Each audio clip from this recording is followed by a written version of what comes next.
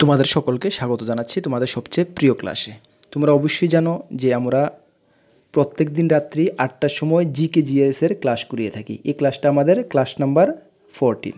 এর আগে আমরা 13টি ক্লাস করিয়ে নিয়েছি। তোমরা যারা Tripura Gramin bank, TTADC, subzonal officer, SSC, CSL, MTS, TPSC, senior computer assistant, combine, high court, group D, peon, railway, RPF, constable, Navodaya বিদ্যালয় সমিতির প্রিপারেশন করছো, এই ক্লাসগুলো তোমাদের জন্য ভেরি ভেরি ইম্পর্ট্যান্ট। কেননা এই ক্লাসগুলোতে যে জিকে জিএসগুলো আমরা করাচ্ছি বিগত 10 থেকে 15 বছর বিভিন্ন কম্পিটিটিভ এক্সামে এই কোশ্চেনগুলো এসেছে। সুতরাং ক্লাসগুলো তোমাদের জন্য ভেরি ভেরি ইম্পর্ট্যান্ট। ওকে, চলো তার আগে তোমাদেরকে বলে দিই, তোমরা যারা এই চ্যানেলের প্রথম দর্শক, এই চ্যানেলের মাধ্যমে আমরা গভর্নমেন্ট জব ইনফরমেশন এবং বিভিন্ন কম্পিটিটিভ এক্সামের প্রিপারেশন করিয়ে থাকি। যদি তুমি কোনো গভর্নমেন্ট জব খুঁজছো বা কোনো কম্পিটিটিভ এক্সামের প্রিপারেশন বানাচ্ছ, তাহলে অবশ্যই আমাদের চ্যানেলটিকে সাবস্ক্রাইব করে পাশের অল অপশনাল বেলটিকে প্রেস করে রাখবে। মনে রাখবে সঠিক সময়ে সঠিক ইনফরমেশন এই চ্যানেলের মাধ্যমে তোমরা পেয়ে যাবে।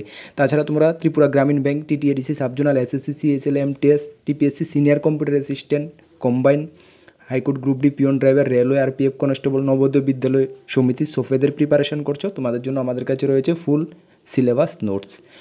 সিলেবাস নোটস বেঙ্গলি এবং ইংলিশ ভার্সনে। কর্মবার্তা অনলাইন নোট কেমনটা হয়ে থাকে তোমরা আশা করি জানো। প্রিভিয়াস ইয়ারগুলোতে দেখতে পেয়েছো আমাদের সাকসেস রেট। এখনও তোমরা ভালো রেসপন্স পাবে এবং তোমরা ভালো একটা কিছু করতে পারবে। যদি তোমরা আমাদের সাজেশনগুলো নিতে চাও, আমাদের হোয়াটসঅ্যাপ নাম্বার রয়েছে, সেই হোয়াটসঅ্যাপ নাম্বারে যোগাযোগ করে পিডিএফ ফরম্যাটে আমাদের কাছে অ্যাভেলেবেল রয়েছে। পিডিএফ ফরম্যাট টেলিগ্রামের মাধ্যমে নিতে হবে। WhatsApp number 9612998930। তাছাড়া আমাদের একটি টেলিগ্রাম গ্রুপ রয়েছে, যারা জয়েন করেনি ভিডিও ডিসক্রিপশনে লিঙ্ক আছে, বা টেলিগ্রাম অ্যাপে গিয়ে কর্মবার্তা অনলাইন সার্চ করে জয়েন করে নেবে। চলো আজকের প্রথম কোশ্চেনটা কি তোমরা যারা জানো অবশ্যই কমেন্টস করবে যে অমরকণ্টক অবস্থিত। যাদের ইংলিশ ভার্সনটা প্রয়োজন ইংলিশ ভার্সনটা দেখে নেবে। অমরকণ্টক অবস্থিত, অমরকণ্টক কোথায় অবস্থিত? সঠিক উত্তর হয়ে যাবে মধ্যপ্রদেশে অবস্থিত। মনে রাখবে এটি ভারতের প্রাচীনতম পর্বতশ্রেণী বিন্দু ও সাতপুরা রেঞ্জের মিলনস্থল। কি? বিন্দু এবং সাতপুরা রেঞ্জের মিলনস্থল হলো অমরকণ্টক। এটি কি? এটি ভারতের প্রাচীনতম দুটি পর্বতশ্রেণী। কি? বিন্দু এবং সাতপুরা। মনে রাখবে এই দুটির রেঞ্জের মিলনস্থল হলো অমরকণ্টক। কোথায় অবস্থিত? মধ্যপ্রদেশে অবস্থিত। Very very important question. Okay, note down করে নেবে সকলে, নাহলে এখন তো মনে থাকবে, কিছুদিন পরে ভুলে যাবে। ঠিক আছে, চলো নেক্সট কোশ্চেন কি?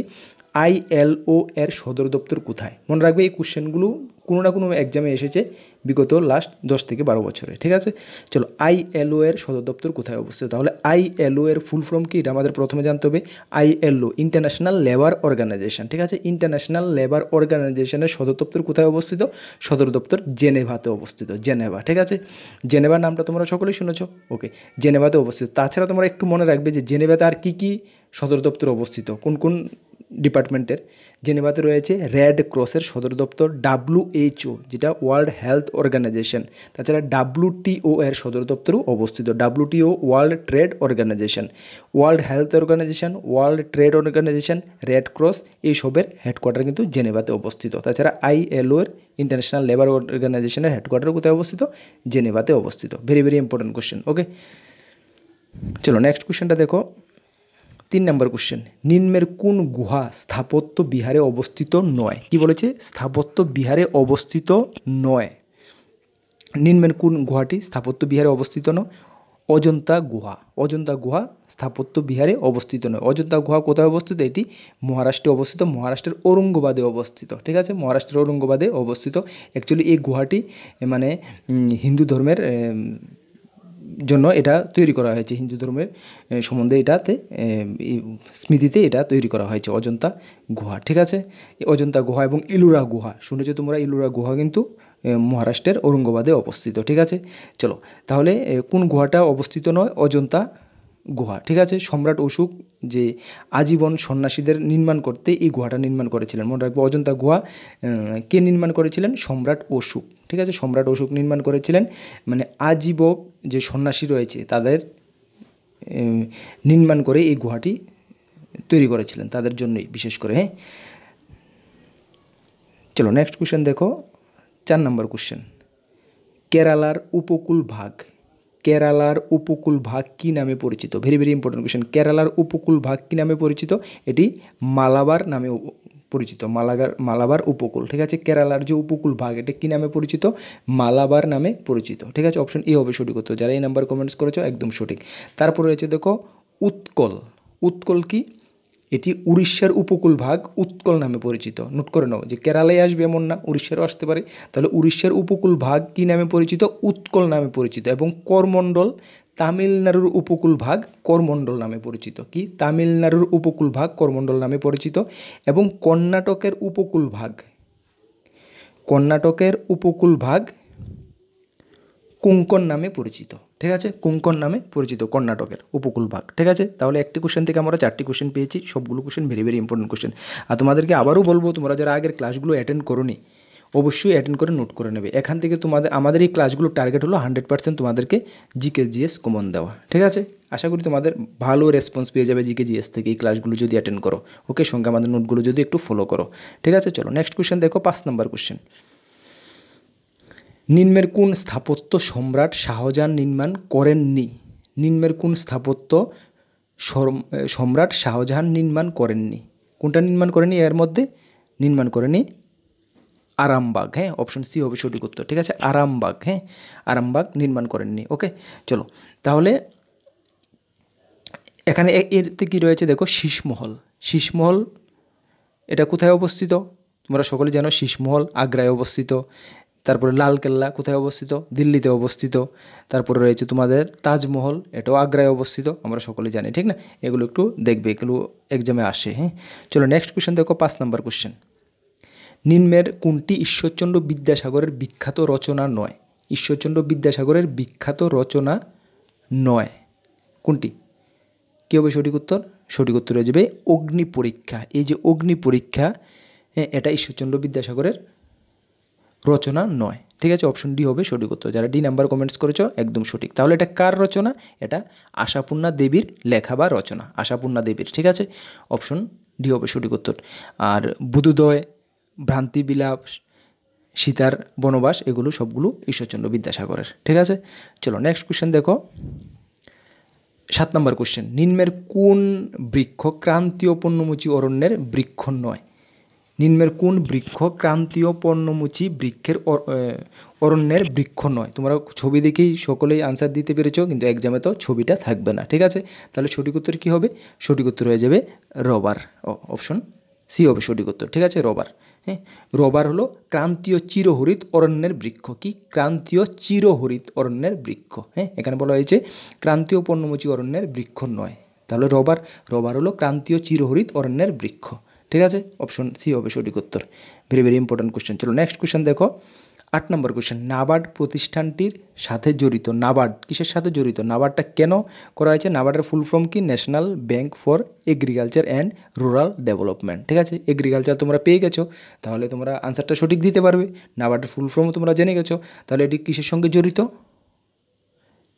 এটি জড়িত গ্রামের উন্নয়ন। হ্যাঁ, গ্রামের উন্নয়ন। অপশন সি হবে সঠিক উত্তর। যারা সি নাম্বার কমেন্টস করেছো একদম সঠিক। হ্যাঁ, NABARD national bank for agriculture and rural development. ঠিক আছে, এটা গঠিত হয়েছিল 1982-তে। হ্যাঁ, হেডকোয়ার্টার মুম্বাই অবস্থিত। হ্যাঁ, হেডকোয়ার্টার মুম্বাই অবস্থিত। 1982-তে এটা প্রতিষ্ঠা করা হয়েছিল, হেডকোয়ার্টার মুম্বাইতে অবস্থিত। ঠিক আছে, এটা অ্যাকচুয়ালি গ্রাম অঞ্চলের রুরাল এরিয়ার যে এগ্রিকালচারকে ডেভেলপ করার জন্য এটা ব্যাংকটা তৈরি করা হয়েছিল। ঠিক আছে, চলো নেক্সট কোশ্চেন দেখো, 9 নম্বর কোশ্চেন। গণপরিষদের জাতীয় পতাকা সম্পর্কিত অ্যাডহক কমিটির সভাপতি কে ছিলেন? কি বলা হয়েছে? গণপরিষদে জাতীয় পতাকা সম্পর্কিত অ্যাডহক কমিটির সভাপতি ছিলেন কি? অ্যাডহক কমিটির সভাপতি কে ছিলেন?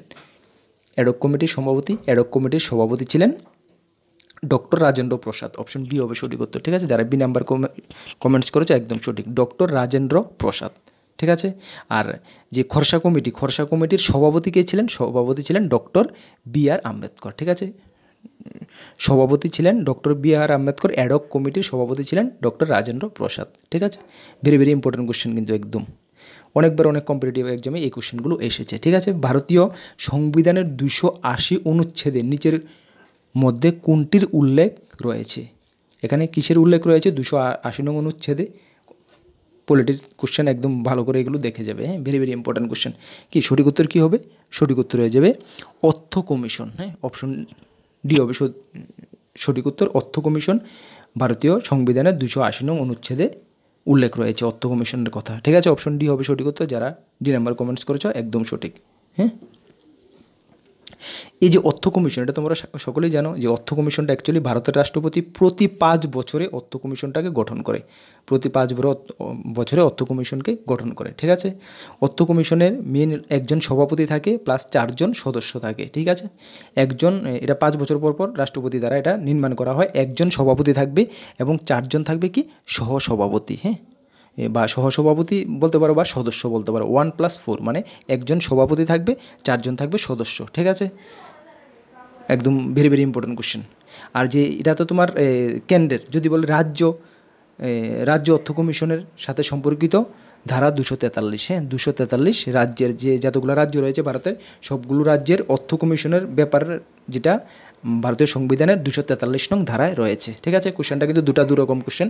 যদি রাজ্য বলে তাহলে 243 নং ধারা, এবং যদি কোনো রাষ্ট্রের বলে তাহলে 280 নং ধারা। ঠিক আছে, ভেরি ভেরি ইম্পর্টেন্ট কোশ্চেন। চলো নেক্সট কোশ্চেন দেখো, 11 নম্বর কোশ্চেন, মানুষের মস্তিষ্কের আবরণীর নাম কি? আমাদের যে মস্তিষ্ক, মাথার যে আবরণী রয়েছে সেই আবরণীটার নাম কি? ভেরি ভেরি ইম্পর্টেন্ট কোশ্চেন, একদম জেনারেল সায়েন্সের কোশ্চেন, একদম ভেরি ভেরি ইম্পর্টেন্ট কোশ্চেন। সঠিক উত্তর হয়ে যাবে কি মেনিনজেস। মানুষের যে মাথার যে খুলি বা আবরণী যে, এটাকে বলা হয় মেনিনজেস। ঠিক আছে, অপশন এ হবে সঠিক উত্তর। যারা এই নাম্বার কমেন্টস করেছো একদম সঠিক। ঠিক আছে, আর দেখো প্লুরা, অপশন বিতে কী রয়েছে? প্লুরা। এটা কি? প্লুরা হলো ফুসফুসের যে আবরণী, মানব দেহের ফুসফুসের যে আবরণী সেটাকে বলে প্লুরা। অপশন বি হবে সঠিক উত্তর। Very very important question, general সায়েন্সের কোশ্চেন। ঠিক আছে, আচ্ছা অপশন সিতে রয়েছে কি? এপিডার্মিস ত্বকের যে সবচেয়ে বাইরের যে স্তরটা, মানে মানব শরীরে যে আমাদের ত্বক রয়েছে, চামড়া রয়েছে, সবচেয়ে বাইরের যে স্তরটা, এটাকে বলা হয় epidermis. Very very important question, general সায়েন্সের, অনেকবার অনেক কম্পিটিটিভ এক্সামে এসেছে। ঠিক আছে, আচ্ছা অপশন ডিতে কি রয়েছে? পেরিকার্ডিয়াম কি? আমাদের যে হৃৎপিণ্ডর যে আবরণ সেটাকে বলে পেরিকার্ডিয়াম। ঠিক আছে, তাহলে একটা কোশ্চেন থেকে আমরা কতগুলো কোশ্চেন পেয়েছি? সবগুলো কোশ্চেন তোমরা মানে একদম ধরো কথাগুলো, সবগুলো question very very important question, একদম কোনো না কোনো কম্পিটিটিভ এক্সামে এই কোশ্চেনগুলো এসেছে এবং তোমাদের জন্য ভেরি ভেরি ইম্পর্টেন্ট কোশ্চেন। ঠিক আছে, মেনিনজেস, মানুষের যে মস্তিষ্কের যে আবরণী তাকে বলে মেনিনজেস, এবং ফুসফুসের আবরণীকে বলে প্লুরা, এবং এপিডার্মিস বলে যে ত্বকের যে বাইরের যে স্তরটাকে, এটাকে বলে এপিডার্মিস, এবং পেরিকার্ডিয়াম বলে কি? হৃৎপিণ্ডের যে আবরণ সেটাকে বলা হয় পেরিকার্ডিয়াম। ঠিক আছে, আশা করি নোট করে নিয়েছো। যারা নোট করে নিয়েছো দেখবে ভালো লাভ হবে। ঠিক আছে, চলো 12 নম্বর কোশ্চেন, পানিপথের তৃতীয় যুদ্ধ কত সালে হয়? কি পানিপথের তৃতীয় যুদ্ধ কত সালে হয়?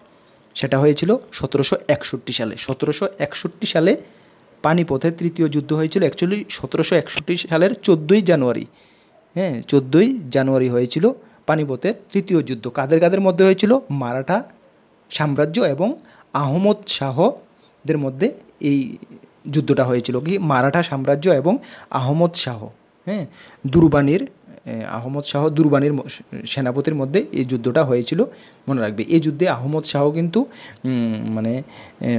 আহমদ শাহর যে সেনাবাহিনী সেটা জয়ী হয়েছিল, হ্যাঁ পানিপথের তৃতীয় যুদ্ধে। ঠিক আছে, ভেরি ভেরি ইম্পর্টেন্ট কোশ্চেন, একদম মিস করা যাবে না এগুলো। ঠিক আছে, চলো নেক্সট কোশ্চেনটা কি দেখো, 13 নম্বর কোশ্চেন দেখো, নিচের কোন পদটির কথা সংবিধানে বলা নেই? নিচের কোন পদটির কথা সংবিধানে বলা নেই? কি রাষ্ট্রপতি, উপরাষ্ট্রপতি, রাজ্যপাল, উপমুখ্যমন্ত্রী। সংবিধানে এখানে রাষ্ট্রপতির কথাও বলা রয়েছে, আমরা সকলেই জানি, উপরাষ্ট্রপতির কথাও বলা রয়েছে আমরা জানি, রাজ্যপালের কথাও বলা রয়েছে আমরা জানি, কিন্তু উপমুখ্যমন্ত্রীর কথা সংবিধানে বলা নেই। অপশন ডি হবে সঠিক উত্তর। ভেরি ভেরি ইম্পর্টেন্ট কোশ্চেন, একদম ভেরি ভেরি ইম্পর্টেন্ট কোশ্চেন। ঠিক আছে, উপমুখ্যমন্ত্রী। চলো এখন আমরা জেনে নিই আরও ইম্পর্টেন্ট কোশ্চেন কিছু। রাষ্ট্রপতি, যে রাষ্ট্রপতি রয়েছে এই পদের কথা সংবিধানের কত নং অনুচ্ছেদে উল্লেখ আছে? এটা 52 নং অনুচ্ছেদে উল্লেখ রয়েছে ভারতের সংবিধানে। ঠিক আছে, রাষ্ট্রপতির কথা। এবং যে উপরাষ্ট্রপতির কথা এটা হলো 63 নং অনুচ্ছেদে উল্লেখ আছে, এবং রাজ্যপালের কথা 153 নং অনুচ্ছেদে উল্লেখ আছে। ভেরি ভেরি ইম্পর্টেন্ট কোশ্চেন, আশা করি তোমরা নোট করে নিয়েছো। Very very important question. ঠিক আছে, যদি তাড়াতাড়ি হোক ভিডিওটা স্পোজ করে হলো তোমরা নোট করে নাও। ওকে, চলো নেক্সট কোশ্চেন দেখো, 14 নম্বর কোশ্চেন, কর্কটক্রান্তি রেখার নিচের কোন রাজ্যটির উপর দিয়ে বিস্তৃত নয়? Very very important question, Indian জিওগ্রাফির অনেকবার অনেক কম্পিটিটিভ এক্সামে এসেছে। কর্কটক্রান্তি রেখা নিচের কোন রাজ্যটির উপর দিয়ে বিস্তৃত নয়? কি বলা হয়েছে, বিস্তৃত নয়। কোন রাজ্যটির উপর দিয়ে বিস্তৃত নয়? এখানে উড়িষ্যার উপর দিয়ে কিন্তু কর্কটক্রান্তি রেখা কিন্তু গেছে না। ঠিক আছে, তাহলে অপশন ডি হবে সঠিক উত্তর। যারা ডি নাম্বার কমেন্টস করেছো একদম সঠিক। ঠিক আছে, ভারতের কর্কটক্রান্তি রেখা তোমাদের 8টি রাজ্যের উপর দিয়ে গিয়েছে, 8টি রাজ্যের উপরে দিয়ে গিয়েছে। 8টি রাজ্য কী কী তোমরা জানো, আশা করি নোট করে নাও যারা জানো না। রাজস্থান, গুজরাট, মধ্যপ্রদেশ, ছত্তিশগড়, ঝাড়খণ্ড, পশ্চিমবঙ্গ, ত্রিপুরা এবং মিজোরাম। এগেইন রাজস্থান, গুজরাট, মধ্যপ্রদেশ, ছত্তিশগড়, ঝাড়খণ্ড, পশ্চিমবঙ্গ, ত্রিপুরা এবং মিজোরাম, এই 8টি রাজ্যের উপর দিয়ে গিয়েছে। তাহলে এখানে উড়িষ্যার উপর দিয়ে কর্কটক্রান্তি রেখা কিন্তু যায়নি। ঠিক আছে, তাহলে অপশন ডি হবে সঠিক উত্তর। ঠিক আছে, ভেরি ভেরি ইম্পর্টেন্ট কোশ্চেন। চলো, উড়িষ্যার জায়গাতে অন্য রাজ্য দিতে পারে, তাহলে তোমাদের 8টি রাজ্য প্রথমে জানতে হবে। ঠিক আছে, চলো 15 নম্বর কোশ্চেন। রাষ্ট্রপতি রাজ্যসভায় কতজন সদস্য মনোনীত করতে পারেন? রাষ্ট্রপতি রাজ্যসভার কতজন সদস্য মনোনীত করতে পারেন? কতজন সদস্য মনোনীত করতে পারেন? 12 জন সদস্য মনোনীত করতে পারেন। অপশন এ হবে সঠিক উত্তর। ঠিক আছে, রাষ্ট্রপতি রাজ্যসভার 12 জন সদস্যকে মনোনীত করতে পারেন। ঠিক আছে, এটি সংবিধানের 40 নং অনুচ্ছেদে লেখা রয়েছে। কত নং? 40। হ্যাঁ, 40 না, এটা সরি, এটা 80 নং অনুচ্ছেদ হবে। 80, হ্যাঁ 80 নং, 40 হবে না, 80 নং অনুচ্ছেদে এটা গঠন করা হয়েছে বা লেখা রয়েছে। ঠিক আছে, আর এটা তো সকলেই জানো, রাজ্যসভা হলো সংসদের উচ্চ কক্ষ বা আপার হাউস, এবং এই লোকসভা হলো নিম্নকক্ষ বা লোয়ার হাউস। ঠিক আছে না, রাজ্যসভার সর্বোচ্চ সদস্য সংখ্যা কত? 250 জন। 250 জন। আশা করি এগুলো তোমরা সকলেই জানো, কিন্তু ভেরি ভেরি ইম্পর্টেন্ট কোশ্চেন। ঠিক আছে, চলো আজকের ক্লাসে তাহলে 15টি কোশ্চেন আলোচনা করেছি। নেক্সট দিন রাত্রি 8টার সময় সেম ক্লাস আসবে। দেখো, আমি তোমাদেরকে বলি, রেগুলার আমি ক্লাস নিয়ে আসতে পারছি না, সপ্তাহে 2 থেকে 3টি ক্লাস করাচ্ছি। অবশ্যই তোমরা অ্যাটেন্ড করবে। 2 থেকে 3টি ক্লাসে তোমরা মোটামুটি 15টা কোশ্চেন হলেও তোমরা 30, 35, 40টা কোশ্চেন পেয়ে যাবে, এক্সট্রা ফ্যাক্ট মিলিয়ে, যারা নোট করে নেবে। ঠিক আছে, চলো আগামী ক্লাসে তোমাদের সঙ্গে দেখা হবে। আবারও তোমাদেরকে বলছি, তোমরা যারা Tripura Gramin bank, TTADC, subzonal officer, SSC, CSL, MTS, যেটা 27 তারিখ থেকে ফর্ম ফিল আপ শুরু হচ্ছে, TPSC senior computer assistant, combine, high court, group D, railway, সফেদ, বিভিন্ন এক্সামের প্রিপারেশান করছো, তোমাদের জন্য আমাদের কাছে ফুল সিলেবাস নোটস রয়েছে, একদম কোয়ালিটি মেনটেন করার নোটস রয়েছে। কর্মবার্তা অনলাইন, সবসময় আমরা কোয়ালিটি মেনটেনের উপরেই গুরুত্ব দিয়ে থাকি। সেই কারণে দেখেছো প্রিভিয়াস ইয়ারগুলোতে আমাদের নোটের সাকসেস রেট এতটা হাই। তোমরাও ভালো রেসপন্স পাবে, এতটুকু তোমাদেরকে আমরা বলতে পারি। আমাদের নোটগুলো নিয়ে পড়তে গেলে তোমরা আমাদের হোয়াটসঅ্যাপ নাম্বার রয়েছে, এখানে রয়েছে 9612998930, এই নাম্বারে যোগাযোগ করে পিডিএফ ফরম্যাট আমাদের কাছে অ্যাভেলেবেল রয়েছে, তাও টেলিগ্রামের মাধ্যমে নিতে হবে। ঠিক আছে, তাহলে তোমরা সঠিক দিশায় প্রিপারেশান করো, আমরা তোমাদের সঙ্গে রয়েছি। যেটুকু হেল্পের প্রয়োজন এতটুকু আমরা তোমাদেরকে হেল্প করব, তবে তোমরা তোমাদের টার্গেট পর্যন্ত পৌঁছতে যেহেতু পারো, তার জন্য আমরা যথেষ্ট চেষ্টা করব। ঠিক আছে, সকলকে বেস্ট অফ লাক। জয় হিন্দ, বন্দে মাতরম।